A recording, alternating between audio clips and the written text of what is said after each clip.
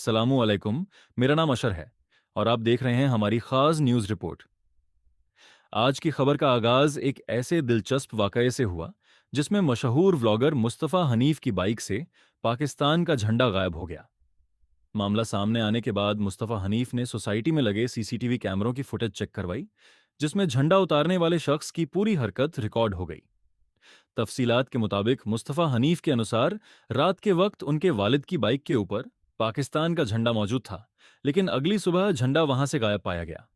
चूंकि bike society के अंदर खड़ी थी, इसलिए उन्होंने मामले की हकीकत जानने के लिए सीसीटीवी फुटेज चेक करने का फैसला किया। सीसीटीवी फुटेज में एक शख्स घर के सामने बैठा हुआ दिखाई देता है। कुछ देर बाद वह इर्द गिर्द का जायजा लेता है, दाएं बाएं देखता है और इस बात की तसल्ली करता है कि आसपास कोई मौजूद नहीं। इसके बाद वह बाइक के करीब जाता है और उस पर लगा पाकिस्तान का झंडा उतार लेता है। फुटेज में आगे देखा गया कि झंडा उतारने के बाद उस शख्स ने उसे सामने मौजूद एक क्यारी में छुपा दिया। मुस्तफ़ा हनीफ ने मामले को सिर्फ एक झंडे की चोरी नहीं समझा, बल्कि सोसाइटी की सिक्योरिटी के हवाले से भी अहम करार दिया। उनका कहना था कि अगर किसी छोटी चीज की चोरी को नजरअंदाज किया जाए, तो भविष्य में बड़ी चीज भी चोरी हो सकती है। इसीलिए उन्होंने सोसाइटी के गार्ड्स को भी मामले से आगाह किया और उनके साथ मिलकर उस शख्स के बारे में मालूमात हासिल की। हालांकि बाद में मामले की मजीद जांच पड़ताल के बाद एक अहम बात सामने आई। गार्ड्स के मुताबिक झंडा उतारने वाला शख्स कोई बाकायदा चोर नहीं था, बल्कि उससे यह काम मुबैयना तौर पर अनजाने में हुआ था। उस शख्स को समझाया गया और झंडा वापस लाने का कहा गया। बिलाखिर झंडा वापस बरामद कर लिया गया और मामला किसी बड़े तनाजे के बगैर हल हो गया। मुस्तफ़ा हनीफ ने भी सूरत हाल को ज्यादा बढ़ाने के बजाय मामला समझदारी से खत्म करने का फैसला किया। इस वाकये के बाद एक और मुस्बत पहलू भी सामने आया। घर के सामने तामीराती काम से वाबस्ता अफराद के अहले खाना मुस्तफ़ा हनीफ से मुलाकात के लिए आए और अगर किसी किस्म की तकलीफ हुई हो तो माजरत की। मुस्तफ़ा हनीफ ने भी इस रवैये को एक अच्छा और मुहज्जब अंदाज करार दिया।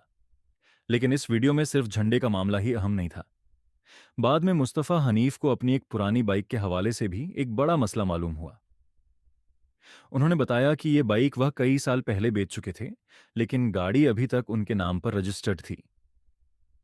इत्तेफाक से उन्होंने चेक किया तो मालूम हुआ कि इस बाइक पर उनके नाम से ई चालान मौजूद हैं।